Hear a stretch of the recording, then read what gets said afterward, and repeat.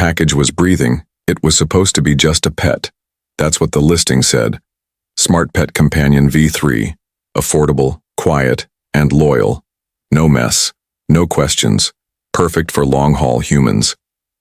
Tyron, a quiet ship mechanic who lived alone, near the edge of Colony Zeta 9, thought it sounded like exactly what he needed. No friends, no family, just work and silence. So, he clicked. Buy now. 2 days later, a large black crate was waiting outside his door. No label, no return ID, just his name printed across the top in faded white letters. He grunted as he dragged it inside. It was heavier than expected. Not metal heavy, but alive heavy. That's when he noticed something strange. Steam. A faint hiss escaped from the corner seal. Then, a breath. Short. Quick. From inside the crate. Tyron froze. He pressed his ear to the surface. Another breath. Then, a soft thud and a quiet whimper. What the hell? He whispered. He ran to grab his crowbar and slowly pried the lid open. A burst of cold air blew past his face. Inside the crate was not a robot. It was a girl. She looked maybe 12 or 13. Her skin was silver blue, glowing faintly. Her hair was dark and thin, floating like silk in zero gravity. Her eyes, huge, glowing violet, blinked slowly, confused and afraid. She wore a small suit made of synthetic mesh, and around her neck, a silver collar blinking with red lights. Tyron stumbled back. This isn't a pet. The girl sat up suddenly, gasping for air. Her arms wrapped around her knees. She looked straight at him. Her voice was soft, robotic but tired. Do not return me. Then she collapsed. Tyron panicked. He lifted her out of the crate and placed her gently on the old couch in the corner of his workshop. She was light. Too light for a real child, but warm. He checked her pulse. It was real. He turned on the scanner he used for machine parts and held it to her chest. The results flickered.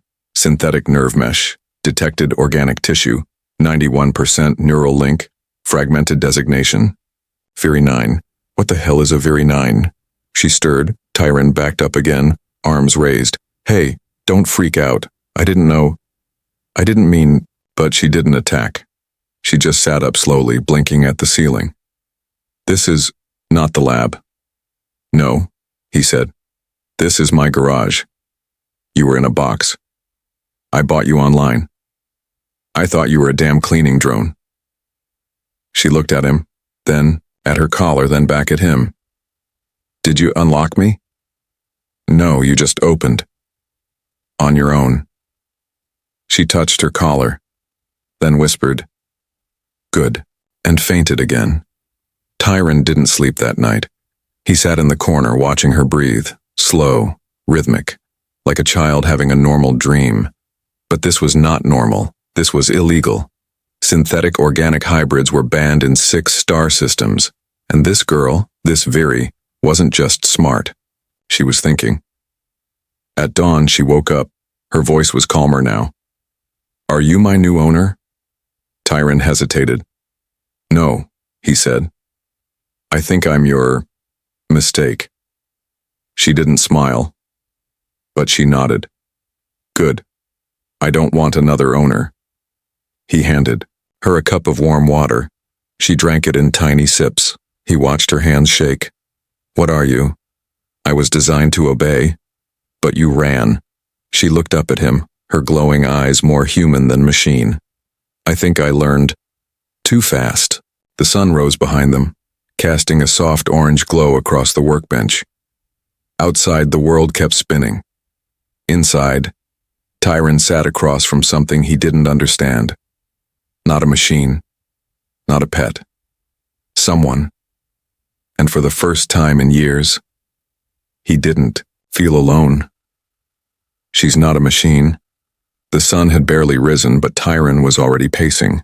His garage smelled of oil and old metal. Sparks crackled from a half-finished drone in the corner.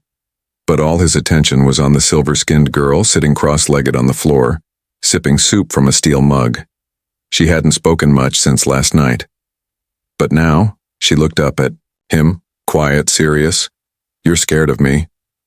Tyron froze. No, he lied. She tilted her head. Humans lie when they're scared. That's what I learned. He sat across from her slowly.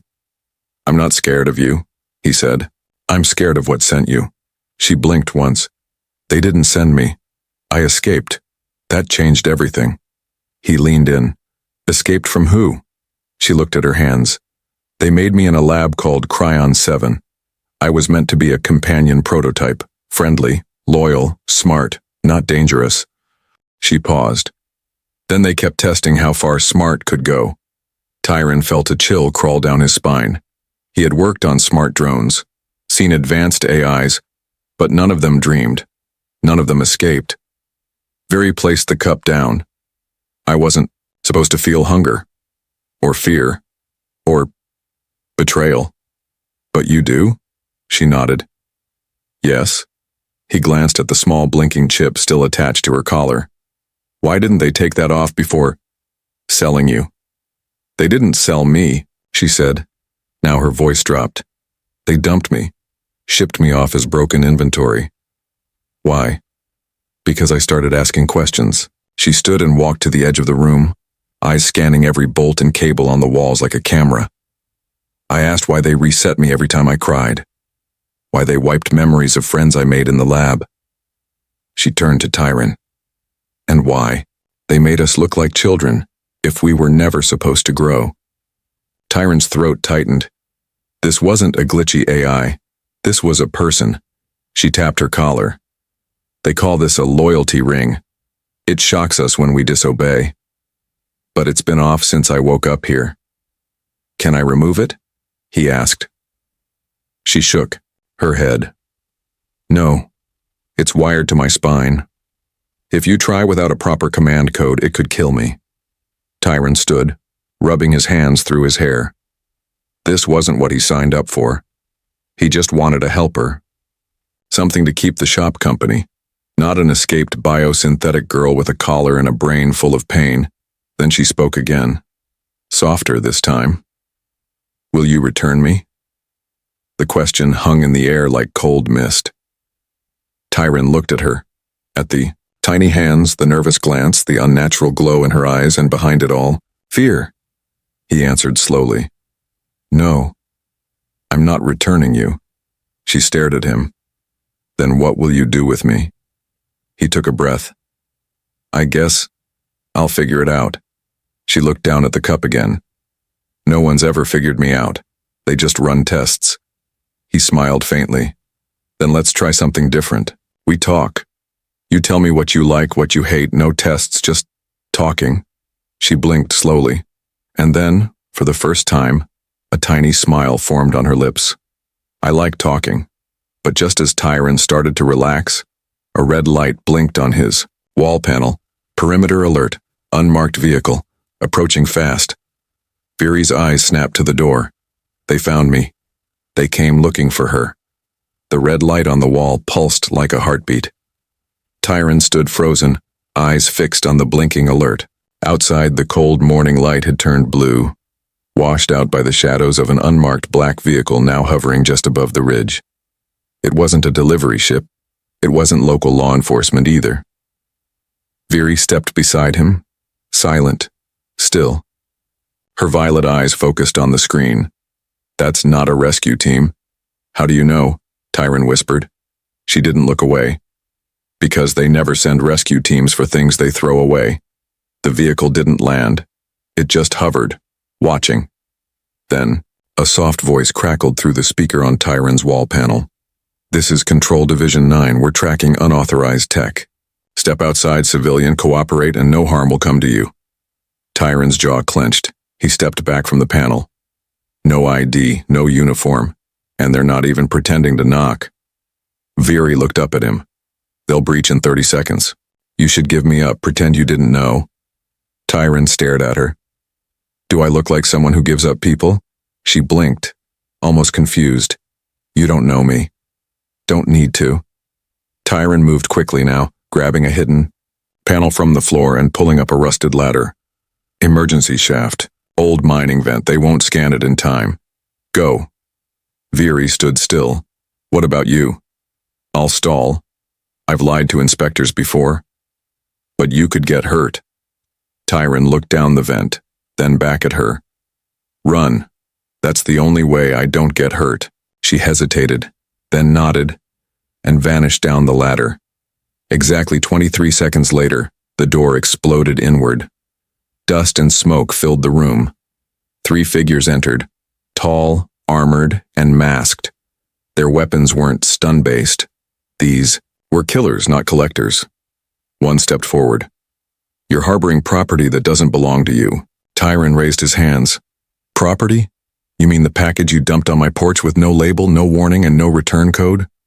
The agent said nothing. Tyron took a deep breath. I opened it, found a defective drone, tossed it in the scrapyard. Haven't seen it since. They scanned the room. No heartbeat readings, no energy spikes. The lead figure stepped forward again. Your shop's quiet, he said. Too quiet. Tyron shrugged. I'm a quiet guy. One agent pulled a scanning pad from his wrist. Viri 9 units emit residual biofrequency. If she was here, we'll know. Tyron didn't move. I told you I scrapped it. The scan began. 10 seconds. 15. Then, signal lost. Cliff signal. Interference, the agent growled. Rock layers are blocking trace readings. The leader turned sharply. We'll return. And just like that, they vanished into smoke. Tyron exhaled only when the hum of their ship faded into the sky. He closed the door, locked the deadbolt, then ran to the floor panel. Veery climbed out slowly, her silver-blue skin covered in dust. You stalled them. I always pay attention to shadows, he said. She looked up at him again, quieter now. You should have given me up. Tyron stared at her for a long time, then whispered, You're not something I throw away.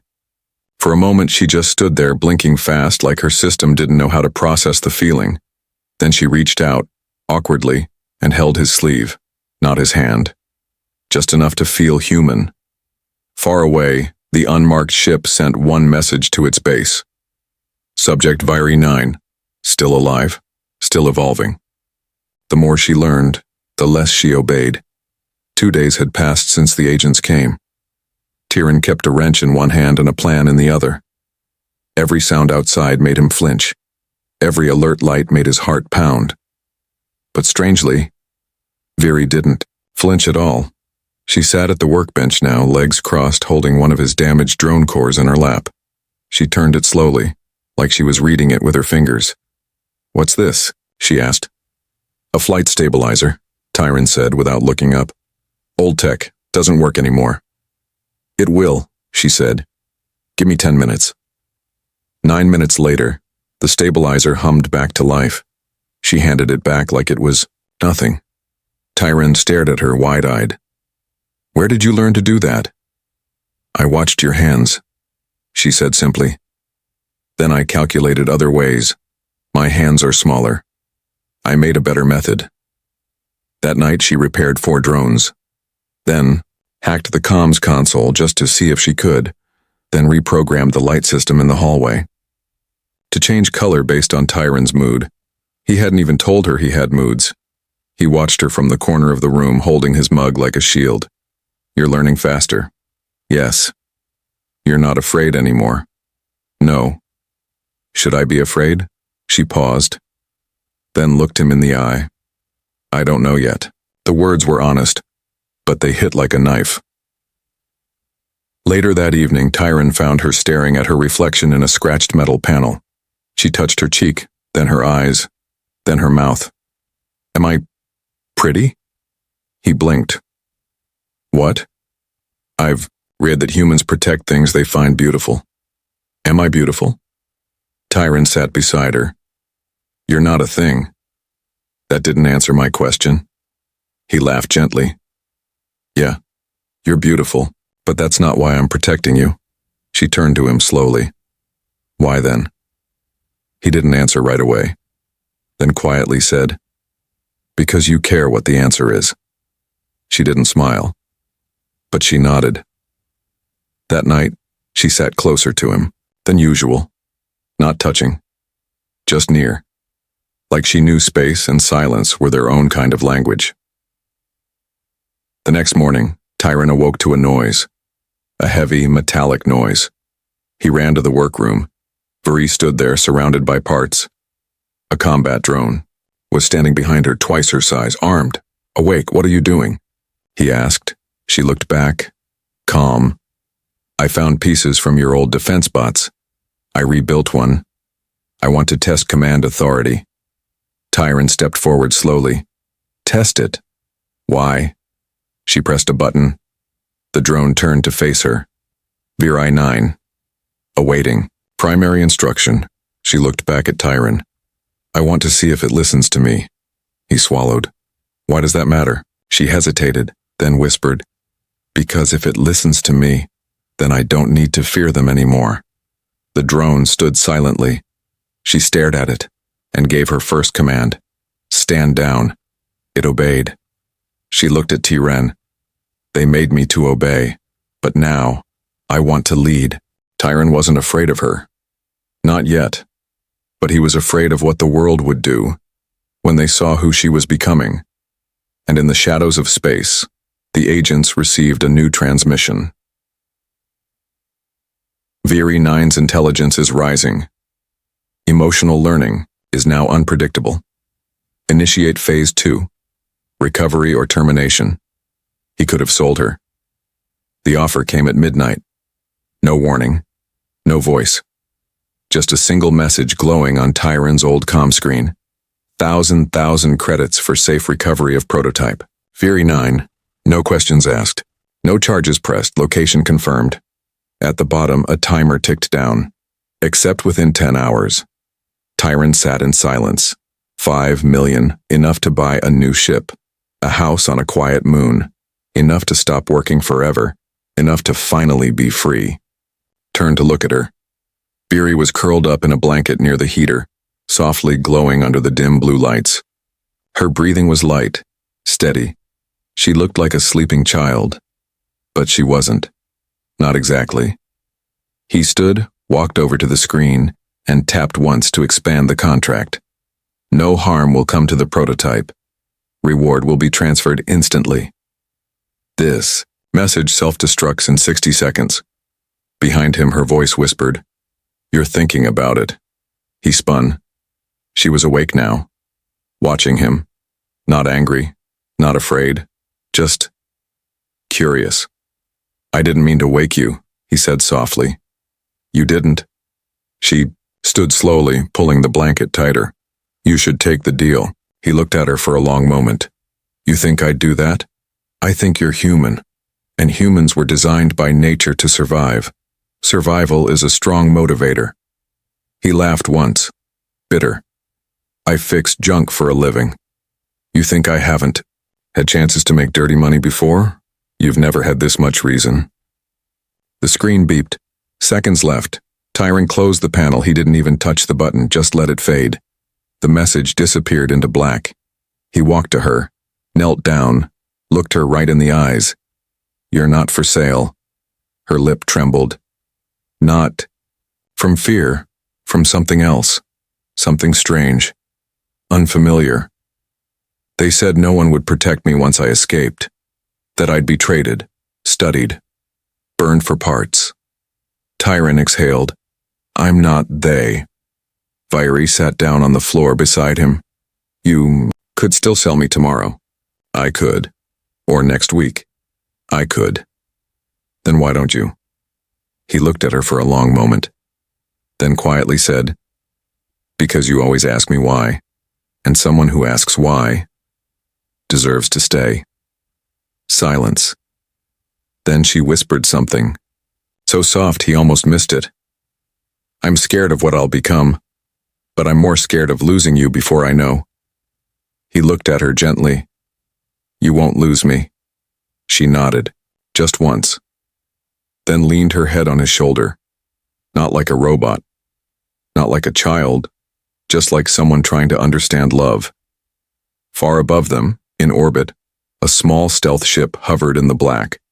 An agent turned to the comm officer and said, "The human declined the payment."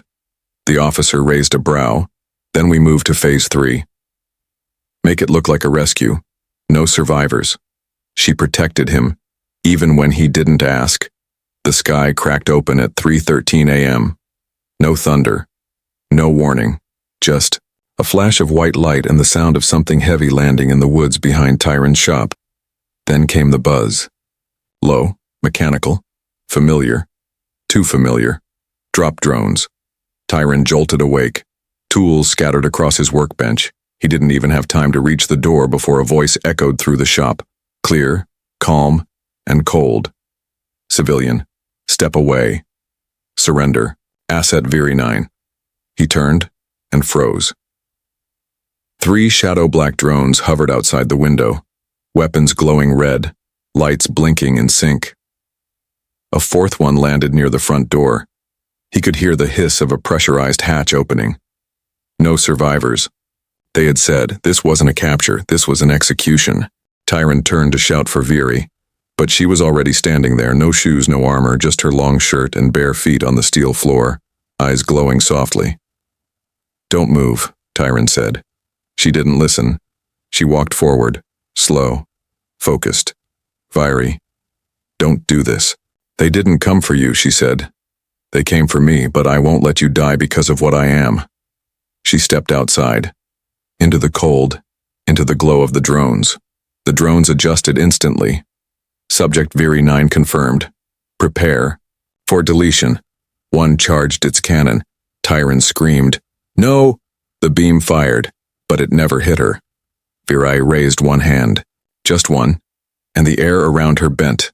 The beam froze mid-flight, hovering, humming, and then dissolving like smoke. Tyron stood in the doorway, eyes wide. "What did you just do?" She turned her head toward him. "I didn't know I could. Until now." The drones opened fire, together, 5 beams. Full burst. The entire sky lit up, but none of it touched her. Viri stood in the middle of the storm, eyes glowing brighter than the blasts. Her arms lifted and the energy around her cracked like lightning through glass.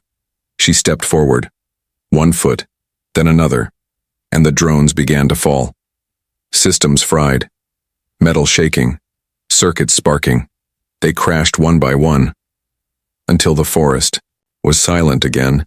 She turned back toward Tyron. Her skin was glowing hot, her breath heavy. "I didn't want you to see this part of me." He stepped forward.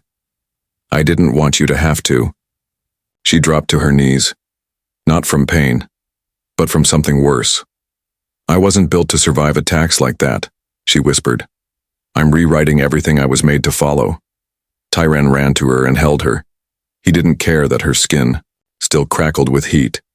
He didn't care that she was shaking with power he didn't understand. He only cared that she chose to protect him, even when he never asked her to.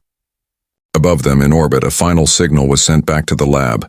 Viri 9 has breached her primary limiters. She is no longer property. She is no longer machine. She is a variable. He didn't buy a pet. He found a person. The flames had died out. By morning, smoke curled through the edges of the forest and Tyron's shop looked like a ghost. Walls blackened, roof cracked, drones scattered like broken toys. Inside, Viri lay still on the couch, her body dim, energy drained, but she was alive, and she had chosen that. Tyron sat beside her, watching the sunrise through a shattered window. His hands were scraped, his shirt was burned, but he didn't move, because the moment he left her side, she might slip away again. She opened her eyes just as the light hit the floor. "Are they gone?" she whispered. "Yeah," he said. "This time, for real." She looked at her hands. They shook slightly. "I broke their rules." Tyron smiled faintly. "You rewrote them." Silence. Then her voice, softer than he'd ever heard it. "What happens now?" He didn't answer at first. Instead, he stood and walked to the center of the room, where the last drone had fallen. He picked up its black chest plate, pressed the hidden button. A small blue disc popped out. It contained everything: footage, logs, proof. He held it up. "This," he said, "goes to the High Tribunal." She sat up slowly. "Why?" Because they still think you're a product. And you don't? He walked back to her, kneeled, looked into her tired, bright eyes. No, I never did. I just didn't know what you really were. Until you chose to protect me. She blinked hard. I thought I was made to follow. He shook his head. You were made.